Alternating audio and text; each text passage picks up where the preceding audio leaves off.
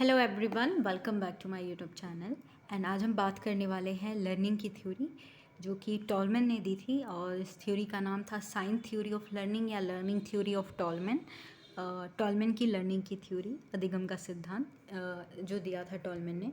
जिस तरीके से वाटसन ने दिया था, वाटसन की थ्योरी आपने पढ़ी होगी, पियाजे पढ़ा था, कोहलर पढ़ा था, स्किनर पढ़ा था। इसी तरीके से टॉलमैन ने भी लर्निंग की थ्योरी दी, अधिगम का सिद्धांत दिया था। और इस सिद्धांत को साइन थ्योरी ऑफ लर्निंग कहा जाता है। तो ये टॉलमैन कौन था? इनका पूरा नाम जो था एडवर्ड सी टॉलमैन था। और ये अमेरिका के साइकोलॉजिस्ट थे, मनोवैज्ञानिक थे। ठीक है। और इनकी थ्योरी को अन्य नाम से भी जाना जाता है, इनकी थ्योरी को अलग अलग नाम से भी जाना जाता है। कहीं कहीं पे इसे लेटेंट लर्निंग भी, अगर लेटेंट लर्निंग पूछ सकता है, लेटेंट लर्निंग थ्योरी किसने दी है, तो ये इनसे जुड़ा है। जिसे हिंदी में अव्यय, अव्यय मतलब जो एक्सप्रेस ना हो, मतलब ऐसा बिहेवियर हो। ठीक है। और इसको कहीं कहीं पे इन्होंने अपनी बुक में इस थ्योरी को प्रपोज किया था, इस थ्योरी को अपनी बुक में पब्लिश की थी। और इस थ्योरी को इसलिए, जो इनकी बुक थी उसका नाम है पर्पसिव, माने पर्पस जो होता है उद्देश्य, पर्पसिव बिहेवियर इन, मैं यहाँ पे लिख दे रही हूँ, अदरवाइज से क्वेश्चन भी आता है। लास्ट ईयर, अगर लास्ट टू लास्ट ईयर आप देखेंगे तो टॉलमैन की थ्योरी से क्वेश्चन आया है, जिसमें पूछा गया था कि इन्होंने कितने प्रकार के अधिगम को बताया है। और इनकी बुक्स का भी नाम आ सकता है, जैसे ये बता रही हूँ मैं, जो आप purposive behaviour in animal and man, animal में एंड मैन, मैन में, एनिमल एंड मैन में। ठीक है। तो ये जो इनकी बुक है, ये तो मैंने आपको बता दी। तो उन्होंने अपनी बुक में इस थ्योरी के बारे में लिखा था। इस थ्योरी को हम देखेंगे कि क्या है ये थ्योरी, क्या एक्सपेरिमेंट किया था इन्होंने। तो जैसा मैंने बताई एक कि अमेरिका के साइकोलॉजिस्ट थे। आप कहानी की तरह पढ़िए। ठीक है। इसमें फोकस करिए कि कहना क्या चाह रहे हैं, बस इतना। बाकी इसको रटने की ज़रूरत नहीं है, इसको बस समझना है कि कहना चाहते हैं। इससे एक दो क्वेश्चन आ सकता है। ठीक है। तो इन्होंने जो ये अपना सिद्धांत, ये थ्योरी दी थी, sign learning theory, latent learning theory या पर्पसिव थ्योरी भी नाम से जाना जाता है इनको, इनकी थ्योरी को। तो यह सिद्धांत जो दिया था इन्होंने, ये उत्तेजना प्रतिक्रिया सिद्धांत यानी स्टिमुलस रिस्पॉन्स जो थ्योरी थी, और कॉग्निटिव थ्योरी थी जो ये व्यवहारवाद की थ्योरी है, और कॉग्निटिव फील्ड की थ्योरी जो है संज्ञानात्मक थ्योरी, इन दोनों को जोड़ता है। इनका जो थ्योरी है, ये दोनों के बीच एक कनेक्शन है। ठीक है। तो ये आपको ये समझ आ गया। और इनकी थ्योरी को साइन थ्योरी, संकेत आधारित सिद्धांत हिंदी में कहते हैं, जो मैंने आपको ऑलरेडी बताया। उद्देश्यपूर्ण व्यवहारवाद यानी पर्पसिव बिहेवियरिज्म यानी उद्देश्यपूर्ण थ्योरी के नाम से भी जाना जाता है। और एक होता है लेटेंट, लेटेंट यानी अव्यय थ्योरी के भी नाम से, लेटेंट लर्निंग के नाम से भी जाना जाता है। तो ये रही इनके सिद्धांत के अलग अलग नाम। तो यहाँ पे वही चीज़ है, ये देख लीजिए कि ये क्या करता है, जो व्यवहारवाद की थ्योरी है, स्टिमुलस रिस्पॉन्स थ्योरी, और कॉग्निटिव थ्योरी जो है, उन दोनों को जोड़ता है इनकी थ्योरी। ये थ्योरी क्या है, जैसे नाम से समझ आया अभी, उद्देश्यपूर्ण सिद्धांत, तो ज़रूर कुछ उद्देश्य या पर्पस, गोल से जुड़ा होगा ये। तो टॉलमैन ने सीखने के सिद्धांत को कई नामों से जाना जाता है, जैसे साइन महत्व सिद्धांत हो गया, प्रत्याशा सिद्धांत हो गया, उद्देश्यपूर्ण व्यवहार सिद्धांत, सरल या साइन सिद्धांत के नाम से जाना जाता है। यहाँ भी वही नाम दिया है, कितने नामों से जाना जाता है। इस सिद्धांत का कैरेक्टरिस्टिक्स या फीचर्स क्या था, तो इसमें यह व्यवहारवाद को आधार मानता था। जैसे ये दोनों के बीच कनेक्शन है, लेकिन इसने व्यवहारवाद को आधार माना, बिहेवियरिज्म को आधार माना। और व्यवहार लक्ष्य निर्देशित है, अर्थात यह उद्देश्यपूर्ण है। इनका कहने का मतलब है, अगर आप कोई भी कार्य करते हो तो उसका एक उद्देश्य है। अभी आप यूट्यूब चैनल देख रहे हो, यूपी टेट की प्रिपरेशन करना आपका एक उद्देश्य है, तभी आप चैनल पे विजिट कर रहे हो, और आपका कोई उद्देश्य, एक लक्ष्य है, जिसकी वजह से आप व्यवहार कर रहे हो। ये तो इसका यही कहने का मतलब है, हम कोई भी कार्य करते हैं उसका एक उद्देश्य होता है, कोई एक लक्ष्य होता है, जिसकी वजह से हमको वो कार्य करना पड़ता है या मोटिवेशन मिलती है उस कार्य को करने के लिए। आप खाना या कुकिंग करते हो, क्यों करते हो? क्योंकि आपको भूख लगी है। भूख क्या है? एक मोटिवेशन है आपके लिए, एक लक्ष्य है जिसको आप पूरा करने के लिए, यानी उसको मिटाने के लिए, उसको अपनी भूख को कम करने के लिए आप खाना या कुकिंग करते हो। ठीक है। उसी तरीके व्यवहार पर्यावरणीय कारकों का उपयोग करता है, जैसे कि लक्ष्य को प्राप्त करने के लिए। ठीक है। व्यवहार मतलब पर्यावरणीय कारकों का उपयोग करता है, सिग्नल, सिग्नल मिलते हैं आपको, इसलिए इसका नाम साइन थ्योरी कहा गया कि आपको कुछ सिग्नल मिलते हैं कि आपको ये काम करना है। तो जिस तरीके से आपको पढ़ना है, आप यूपी टेट की तैयारी करना चाहते हो, आपको कहीं से कुछ सजेशन मिला कि आप यूट्यूब से पढ़ो, आप इस बुक से पढ़ो, तो ये सिग्नल्स होते हैं, साइंस होते हैं जो आपको इन्वायरमेंट से मिलते हैं और आप इस लक्ष्य तक प्राप्त करते हो, यानी लक्ष्य को प्राप्त करने के लिए आप व्यवहार करते हो। तो इस थ्योरी में यही कहा गया है। और व्यवहार में संज्ञानात्मक मानचित्रों का निर्माण होता है। इस थ्योरी की सबसे इम्पोर्टेंट बात है ये कॉग्निटिव मैप, इसको इंग्लिश में कहते हैं कॉग्निटिव मैप। ये इससे क्वेश्चन आपका आएगा, इसको नोट कर लीजिए, इंपॉर्टेंट है। इस थ्योरी में यही होता है कि आप व्यवहार में आपके जब मतलब आप उद्देश्य की प्राप्ति के लिए कोई भी व्यवहार करते हो तो आपके माइंड या आपके ब्रेन में एक कॉग्निटिव मैप बनता है या संज्ञानात्मक मानचित्र बनता है, ठीक है। लक्ष्य पर पहुंचने के लिए जीव को कम से कम प्रयास के सिद्धांत के लिए एक चयनात्मक वरीयता है, ठीक है। आप लक्ष्य को तक पहुंचने के लिए आप प्रयास तो करते हो और सीखते भी हो, और आपके माइंड में एक कॉग्निटिव मैप भी बनता है जिसको हम संज्ञानात्मक मैप भी कहते हैं। और इनका कहने का यही मतलब है कि जो लर्निंग होती है, learning is always purposive and goal directed. इसका मतलब यही है कि जो लर्निंग होती है हमेशा उद्देश्यपूर्ण होती है और गोल डायरेक्टेड होती है, यानी कोई भी आप कार्य सीख रहे हो या कोई भी व्यवहार कर रहे हो तो किसी न किसी लक्ष्य के लिए कर रहे हो। कुकिंग कर रहे हो, जंपिंग कर रहे हो, रनिंग कर रहे हो, तो किस लिए कर रहे हो, किसी न किसी उद्देश्य के लिए करते हो। तो इसका यही मतलब है कि आप कोई भी कार्य करते हो, इस थ्योरी का बेसिकली अगर हम शॉर्ट फॉर्म में कहें तो क्या है कि हम कोई भी चीज़ सीखते हैं या लर्निंग जो होती है वो एक पर्पसिव एंड गोल डायरेक्टेड होती है, यानी किसी उद्देश्य के लिए हम कोई व्यवहार करते हैं और सीखते हैं। इनके कहने का मतलब ये है, ओवरऑल आप ये समझ लीजिए, ठीक है।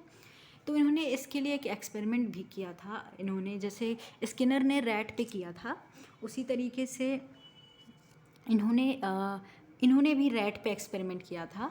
रैट पे इन्होंने एक्सपेरिमेंट किया था और रैट को 2 ग्रुप्स में डिवाइड किया था, ए एंड बी ग्रुप में, या आप कोई भी ग्रुप ए बी या 1-2 ग्रुप के नाम से भी कह सकते हो। तो इन्होंने एक्सपेरिमेंट किया था।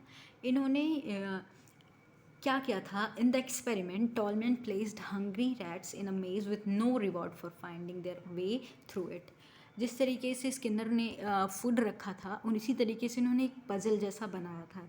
आपने ये पजल मेज़ जिसे कहते हैं, इसको मेज़ कहते हैं, एक पजल होता है जिसमें बहुत सारे रास्ते बने होते हैं।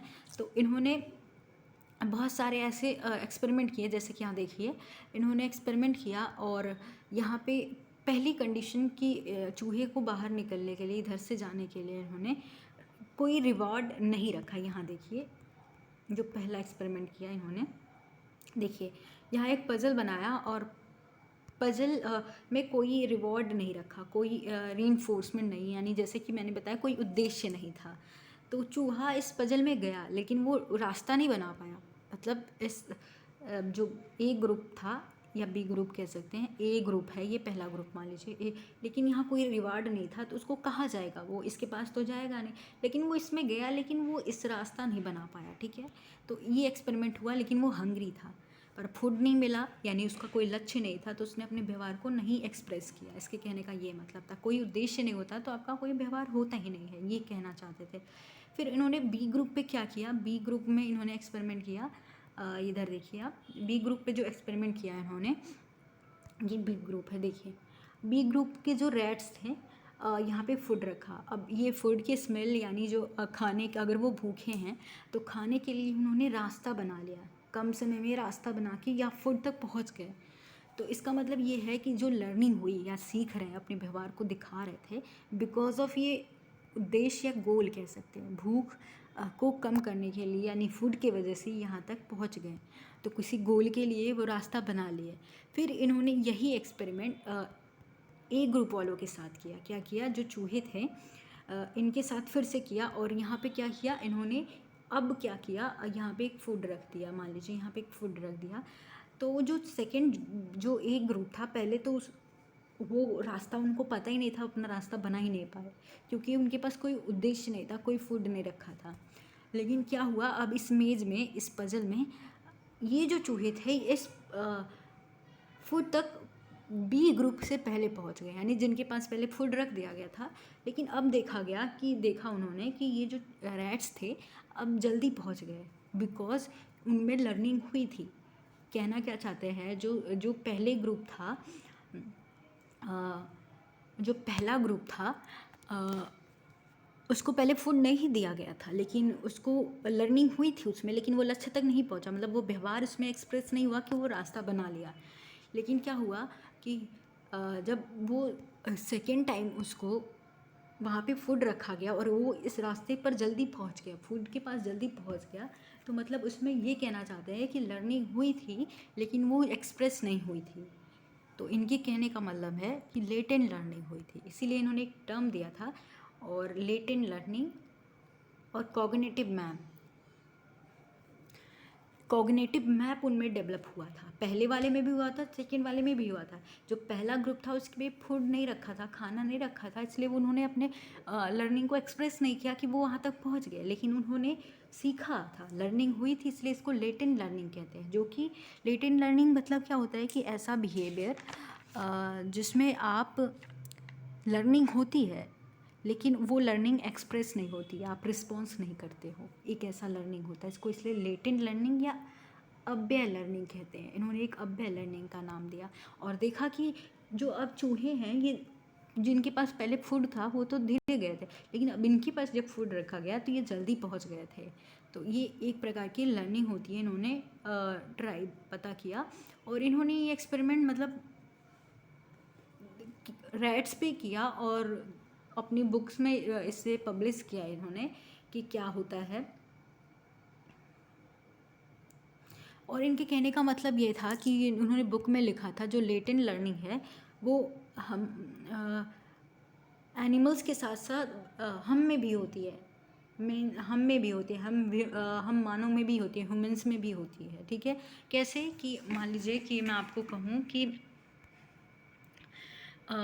कहूँ कि आप बचपन में क्या आप अपने पेरेंट्स के साथ आपके पेरेंट्स ड्राइव करके आपको स्कूल तक कार में छोड़ते थे। ठीक है, ये आपका स्कूल है, आप डेली अपने पेरेंट्स के साथ यहाँ स्कूल पे जाते थे। ठीक है, स्कूल जाते थे, लेकिन आपने कभी ड्राइव करके गए नहीं, लेकिन आपको क्या इसका लर्निंग हो गया, आपको ये रूट पता चल गया, रास्ता का बोध हो गया कि आपको पता है कि आप में ये रास्ता मेरे स्कूल तक जाता है, आपको पता है। लेकिन ये आपके अंदर ये कॉग्निटिव मैप बन गया। ठीक है, कि ये यहाँ से, लेकिन आपको क्या एक मौका नहीं मिला, आपका एक उद्देश्य नहीं मिला कि आप इस स्कूल तक अकेले जाओ और आपके ये बिहेवियर जो है लर्निंग आपका एक्सप्रेस हो, क्योंकि आप तो पापा के साथ डेली जाते थे। तो डेली पापा के साथ जाते हो तो आपने कभी ड्राइव करके यहाँ तक गए नहीं, तो आपको आपके जो बिहेवियर है वो तो एक्सप्रेस नहीं हुआ। लेकिन इन केस अगर आपको वो एक उद्देश्य मिलता है, आप खुद जाओगे, तो आप में वो लर्निंग हुई है, आपने सीख लिया, आपको रास्ता का बोध हो गया। तो इसी को ही कहते हैं लेटेंट लर्निंग। और यही टॉलमैन आपको समझाना चाहते थे कि अगर जब तक हमारे बिहेवियर को एक्सप्रेस नहीं कर, मतलब हमारा बिहेवियर तब तक प्रदर्शित नहीं होता है जब तक कोई उद्देश्य नहीं होता, कोई पर्पज़ नहीं होता। जिस तरीके से आपको पापा आपको छोड़ देते थे, आप खुद तो कभी गए नहीं, तो आपका वो लर्निंग एक्सप्रेस ही नहीं हुआ। लेकिन जब वो एक्सप्रेस होगा, जब कोई उद्देश्य होगा कि इनकेस पापा नहीं रहे घर पे, कहीं और चले गए हो, तब आप जाओगे तो आपका वो लर्निंग होगी, क्योंकि आपका एक उद्देश्य है, आपको स्कूल पहुंचना है। तो वो आपकी बिहेवियर को एक्सप्रेस करेगा, आपका प्रदर्शन होगा, तो वही लर्निंग होती है। इन्होंने यही बताना चाहा टॉलमैन ने कि लेटेंट लर्निंग होती है, कॉग्निटिव मैप बनता है, लेकिन जब तक वो बिहेवियर आपका एक्सप्रेस होगा जब आपके पास कोई उद्देश्य होगा, कोई पर्पज़ होगा। तो ये कहना चाहते थे। आई होप आपको ये एग्जाम्पल से समझ आ गया होगा। इससे कुछ क्वेश्चंस हैं, वो भी देख लीजिए। जैसे कि टॉलमैन ने प्रयोग किया था, टॉलमैन ने किस पे प्रयोग किया था? चूहे पे, रैट्स पे, और बंदर पे भी किया है, और चूहे पर इन्होंने किया था। अगर चूहा आता है, रैट्स आता है तो अब लगा सकते हैं। और डॉग्स पे तो पेवलोव ने किया था, थॉर्नडाइक ने बिल्ली पे किया था, डॉग पे पेवलोव ने किया था।